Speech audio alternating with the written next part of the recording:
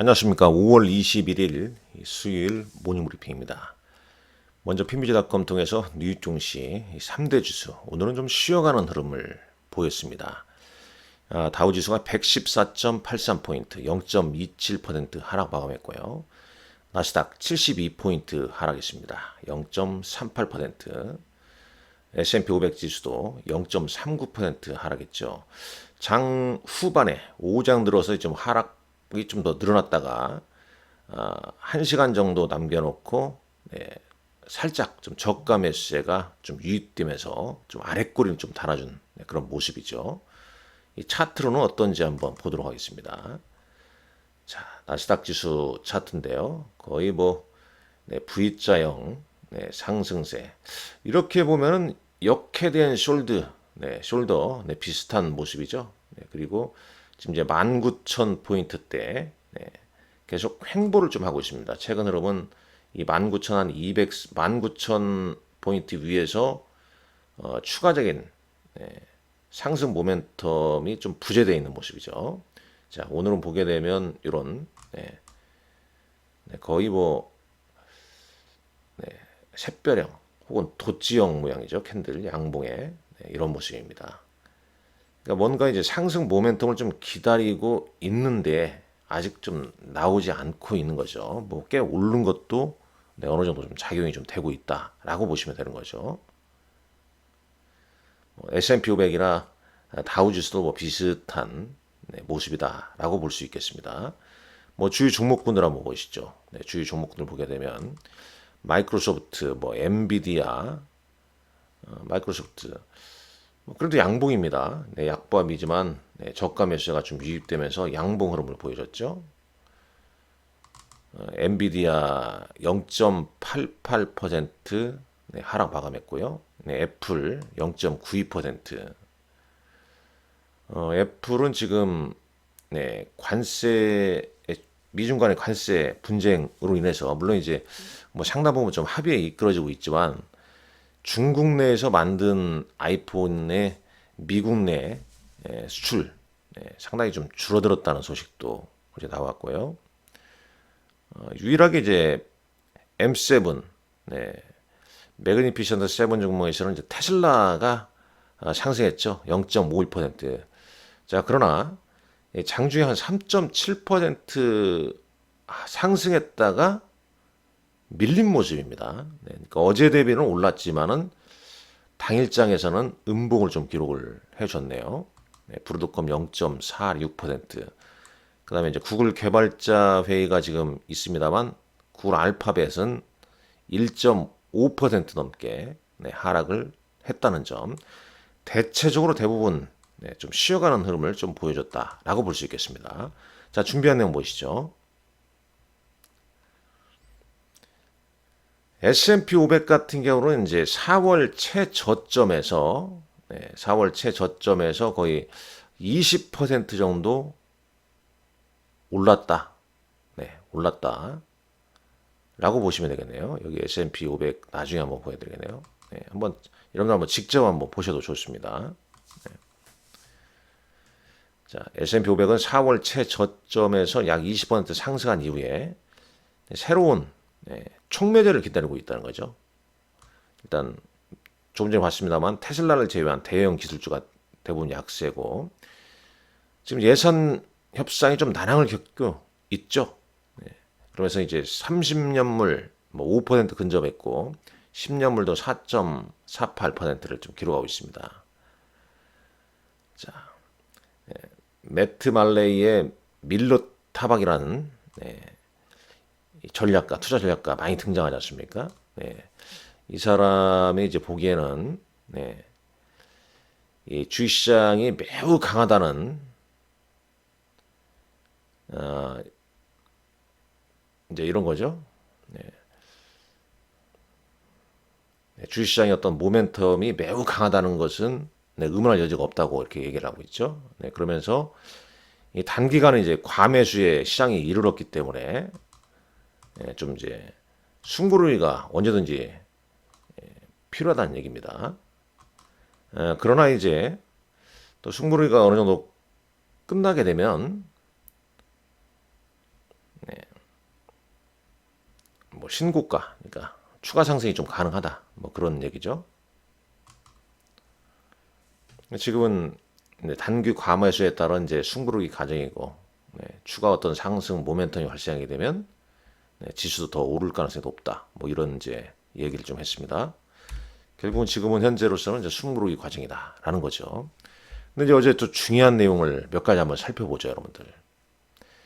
자, 일론 머스크 테슬라 CEO가 카타르 경제 포럼에서 여러 가지 얘기를 했죠. 일단 향후 5년간 테슬라를 계속 이끌어가겠다. 이게 이제 테슬라 상승 배경입니다. 행동주의 투자자들에게 쫓겨나지 않도록 충분한 의결권을 좀 확보하고 싶다. 그리고 또 스타링크 상장 가능성에 대해서 가능하다고 말했습니다. 네.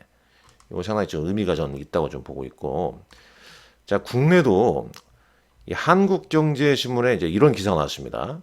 343% 수요 폭발한다. 상당히 그 헤드라인이 좀 강력한 헤드라인이네요. 삼성 뛰어든 블루오션의 정체. 그게 뭐냐? 삼성이 우주 산업에 뛰어든다. 스페이스 플랜트 개발 착수, 서울대와 발사장 R&D 협업, 미국 위성 스타트업 투자. 자, 그렇다면 이제 국내 우주 관련주 개별 종목군들도 뭐 이런 거에 좀 영향을 좀 받을 수도 있지 않을까. 한번 오늘 장에서 확인하시는 말씀 드리고 싶네요. 자, 그리고 이제 테슬라의 공급업체 CATL이 홍콩 시장에 상장하면서 급등을 했죠. 16%나 급등했습니다. 올해 세계 최대 대여인데 뭐 이런 내용인데 일단 포인트는 그거죠. 이 CATL 상장하면서 이쪽으로 매수에 몰리면서 우리나라 2차전지는 신저가를 기록했다는 얘기입니다. 오늘 일정은 이제 삼성 SDI 유상청약 일정이죠. 21일과 22일 이틀에 걸쳐서 유상증자 발행가액 14만 원에 한다는 거 알고 계실 겁니다. 저 역시 한 90명에 가까운 분들한테 일일이 제가 한번 직접 전화를 좀 드렸습니다. 그리고 이제 유상증자 일정 이런 걸 좀 설명을 좀 해드렸습니다. 물론 전화를 뭐 못 받으신 분도 계시죠. 자, 그러면서 이제 전화를 드리면서 시장에 대해서 궁금한 거, 보유 종목에 대한 궁금한 거, 관리자로서 분석을 해드리고 좀 좋은 방향을 좀 얘기를 해드렸습니다. 일단 지금은 시장 흐름을 좀 잘 읽어야 됩니다. 최근 한 5년 사이에 이 국내 주식에서 이제 외국 주식으로 특히 이제 미국 주식으로 이동하신 분들도 꽤 많죠. 그러나 또 미국 주식을 잘 이해하고 공부하고 대응을 해야 됩니다. 보셨지만은 올해 이 급작스러운 변동성. 그래서 작년에 아마 올해 한 4월 달에 그런 생각 많이 하실 거예요. 번 게 없네. 미국 시장 급나가는 바람에. 작년에 번 거 해외 주식 양도소득세는 내고 주식은 폭락하고 아무것도 번 거 없이 세금만 내구나 이렇게 생각을 많이 하셨지 않습니까? 그러나 이제 현재 조금 전에 봤지만 S&P 500 지수가 4월 최저점에서 20% 회복하면서 거의 이제 올해 초반 까지는 다 올라왔거든요. 또 그러면서 한편으로는 안도의 한숨을 쉬게 하죠. 역시 뭐 미국 주식이 복원력이 좀 강하다. 국내 주식은 뭐 복원력이 미국 주식보다 좀 못하다. 뭐 이런 생각을 가질 수 있습니다. 그러나 국내 주식도 뭐 우리나라만 잘하는 거, 뭐 작년 11월부터 계속 좀 강조했습니다만은 우리나라 조선, 방산, 그 다음에 K뷰티, 엔터, 관세 무풍, 실적 호전, 이런 쪽은 좀 잘 됐죠. 뭐 좋지 않은 쪽은 뭐 이차전지나 반도체 같은 경우는 좀 주춤한 가운데 계속 좀 이어지고 있습니다. 공부만이 살 길이다. 저 역시 새벽에 이걸 준비하면서 말씀드리는 것은 공부하기 위함입니다. 자, 나머지 보시죠. 유나이티드 헬스 유나이티드 헬스라는 종목 아시죠? 지금 뭐 연방 수사, 그다음에 이제 갑작스러운 경진 교체로 급락을 했었죠. 그러나 이제 최근 내부자들 저가 매수에 좀 나서고 있다는 얘기고, 양자 컴퓨터 관련주 디에이브 퀀텀, 양자 어닐링 컴퓨터 어드밴티지 2를 공식 출시했다는 소식에 급등을 했습니다. 자, 국내 시장 가보시죠. 일단 우리 시장도 보시죠. 이게 이제 코스닥입니다. 코스피가 지워졌는데, 코스피는 이제 요 모습보다는 조금 더 개선돼 있는 모습이죠. 코스닥은 지금 한 4거래일째 좀 주춤한 모습입니다. 어제 이제 코스피는 외국인이 이틀째 순매도를 보였죠. 순매도를 보였고, 코스닥은 이제 외국인과 기관이 순매수를 보였습니다. 코스피 뭐 마이너스로 끝났죠. 이제 2600선 살짝 걸쳐져 있습니다. 2600이 지지력이 뭐 그렇게 강하게 볼 필요는 없죠. 뭐 많이 그래도 달려온 거 아니겠습니까? 낙폭이 컸다가 그러면서 이제 2600선 때 종목 순환매 장세가 좀 이어지고 있다라고 보시면 되고, 뭐 CATL 홍콩 상장 급등 이쪽으로 이제 매수세 몰렸고, 한국 2차전지 관련주는 매도세가 좀 이어졌죠.